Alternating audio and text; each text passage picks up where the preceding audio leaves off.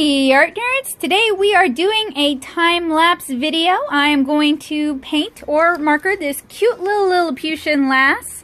Try saying that 3 times fast. In my Blick Studio sketchbook. This was inked using the Sakura Micron PN, that is their plastic nib, and it was done in black. And doing marker doodles in my sketchbook is a guilty pleasure.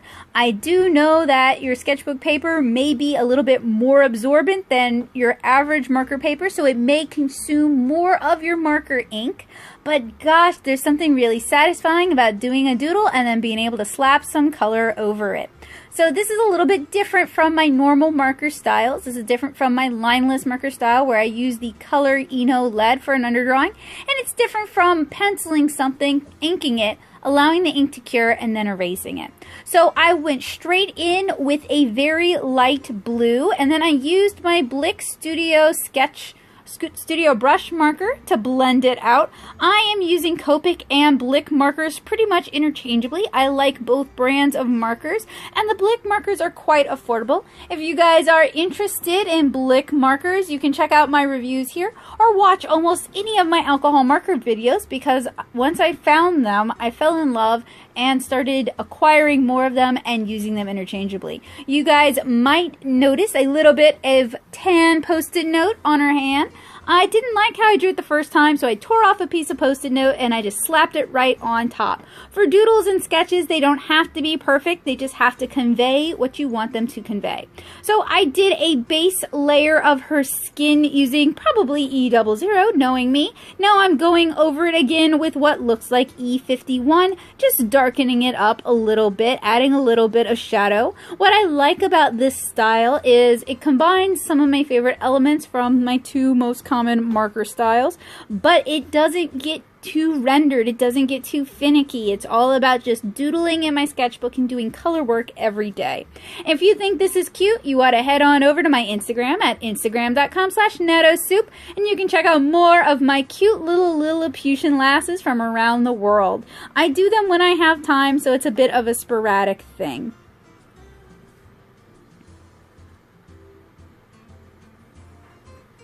Then I'm going to go in with a little bit of Shell from Blick. It's a very light peachy color. It is really great for adding blush tones to lighter skin tones. And I'm adding it across her cheeks, to her lips, the insides of her ears, underneath where her head meets her neck, her knees, the insides of her elbows, the palms of her hands, and the inside tips of her fingers, or I guess you could call them the finger pads. Now I'm adding, it looks like a YR, just for a little bit of additional shadow. She is supposed to be an Irish-inspired lass. This was a recommendation/suggestion made from my friend Tanner during one of my Power Hour art streams. And I thought since someone directly requested this, I would record it and share it. So I'm using the colorless blender to push the color to the back of the paper to lighten it up and to blend it out. And now I'm using a very light blue, it looks like B01, to add some shadows to the white underdress.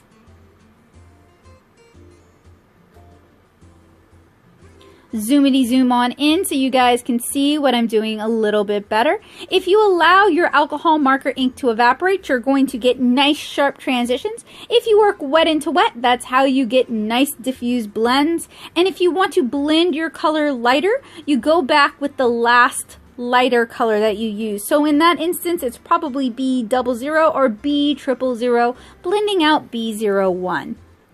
Now I'm using a very, very light yellow-green as the base for her eyes.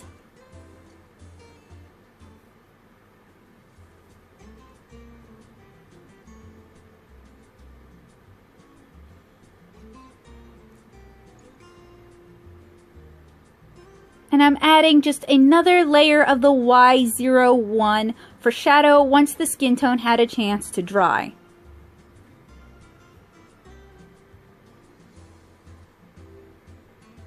Looks like I'm adding in some freckles using E13 light suntan.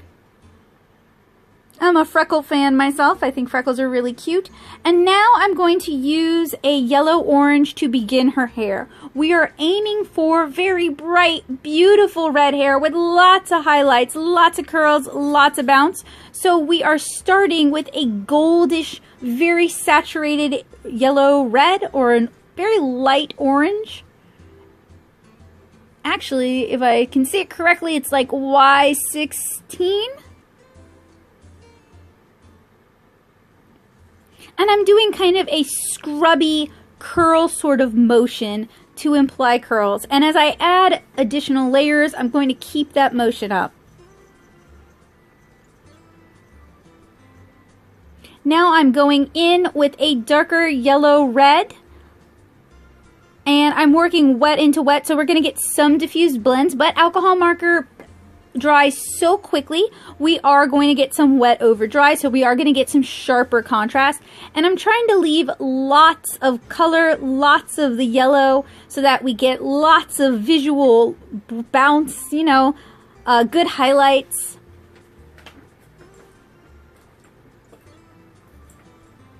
So you can see I didn't just fill in her hair by doing the tiny circle method. I used some brush marks, some mark making techniques to really add some texture. And that is why I really like brush markers. I know a lot of artists still use and enjoy bullet nibs. There's nothing wrong with using and enjoying nibs, bullet nibs, but I just really prefer brush markers. Now I'm going in with an even darker yellow orange. It might actually be a red. I apologize. I don't actually think the specific colors are as important. Whenever I'm working on pieces like this, I always swatch ahead of time. So I'm always selecting my colors fresh rather than working from a stock selection of colors. I find that helps me pick colors that work for the piece better. I will often swatch my colors on the paper underneath the sketch so I have it all in one place and I can see if the colors work together. So when you guys are coloring along with me, I really want you to select the colors that you want to use. I blended that red back just a little bit with my last yellow orange. And now I'm adding some lowlights using a very red influenced brown. And yes, Copic does have color families that are designed to help you select colors that will work well together. But I find working outside of your color families and applying a little bit of color theory goes a really long way. So I'm going to blend that back out with my red. As you guys know, I do a lot of watercolor, so I bring a lot of my watercolor knowledge and experience to any art that I make, including my alcohol marker pieces. So, as I do with watercolor, layer, layer, layer, glaze, glaze, glaze, and blend, blend, blend. And what's really fun about alcohol markers is you can do a lot more blending with them than you can with watercolors. You can do a lot more layering. So I've begun the base color on her belt and the pouches that hang from her belt. When I do these sort of Lilliputian exercises, it's really fun to design things that would be useful and practical for them, but not overly cartoony or costumey. When I design for Lilliputians, when I design for smalls, for tinies, I generally stay away from things that look too costumey. And I just try to think of it as, what would real people wear, albeit 7-inch tall real people, what would they wear and what sort of accessories would they use? So I am going to be using that very light green as a starter green. You guys saw me use it on the little bead at her neck. And now I'm applying an all over color layer with a darker green as the base for her dress. And when I'm doing these sort of doodles in my sketchbook, I really don't care about streaking. I don't care about perfection. It's about trying out new techniques. This exercise, not this one in particular, but the Tiny Lilliputians has been a fun exercise in designing fabrics, in doing costume design, in doing character design, in designing based on various character traits and various climates and various needs and cultures. and it's been a great opportunity for me to experiment with different marker techniques in a low stress, low impact environment. I try to do a lot of sketching and doodling that I don't show you guys because my life revolves around more than just YouTube. I'm also a comic artist.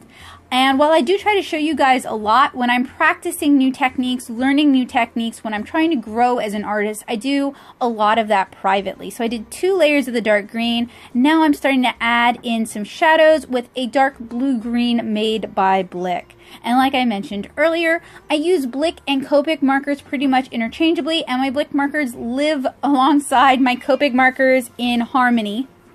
And that way, I will actually grab my Blick markers. I find that keeping my markers segregated, like I keep my Prismacolors and my Shinhan Twin Touches separate from my Copics just because they take up more space, I use them far less often than I do the Blicks, which are about the same size as my Copic markers and live with my Copic markers. So now I'm using a really dark blue-green. It is probably like flagstone green or flagstone blue to add the darkest shadows to her dress. And I'm coloring in the buckle with a very light yellow so that we're going to get a really strong, bright, sort of brassy gold. Now I usually color my larger masses first and then go in and add my details. As with watercolor, adding alcohol markers towards small areas, like if you're saturating a large area and you've already colored in a very small area with a very dark color, it's going to bleed out and it's going to kind of get into the area that you were doing a large application of color. So I find it's better to work large to small. Big areas to small areas, give my big areas a chance to dry before I start adding in tighter details. Now I'm adding some darker shading to her little hip pouches.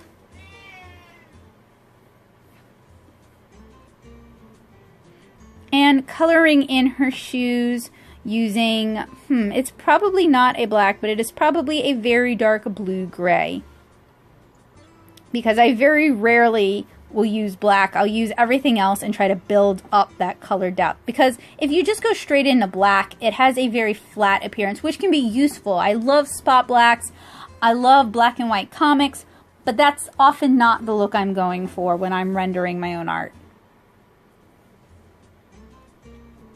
And coloring in the soles with a red-brown, it gives us a little bit of contrast and adds some color. It keeps the color moving throughout the piece.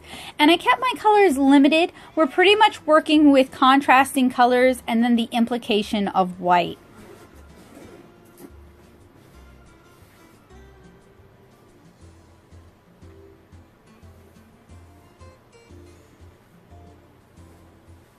Just going back into the freckles and kind of adding in some much darker freckles. For my freckled friends like myself, I don't know about you guys, but I have some freckles that have faded over time, and then some that are fresh and a little bit more saturated in color. So I think about that when I'm giving my characters freckles. And adding another layer, a darker layer on the shoes. You can get about 3 layers of color per each marker. That's going to give you 3 different tones as you build them up. So you don't need a huge marker collection to be able to render. You just need to use your markers effectively.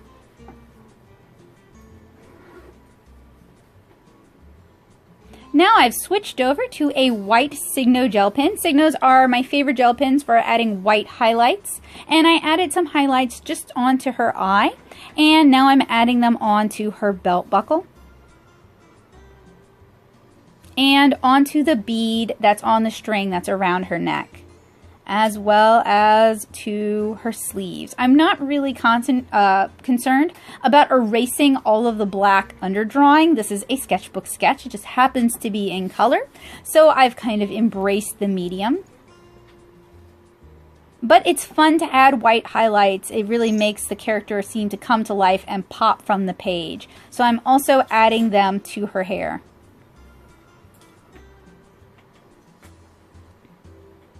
And this is just my method of rendering with markers. There are loads of different techniques and loads of different ways you can handle your markers. Let me know in the comments below, what is your favorite marker technique? I'm always looking to learn something new and try something fun.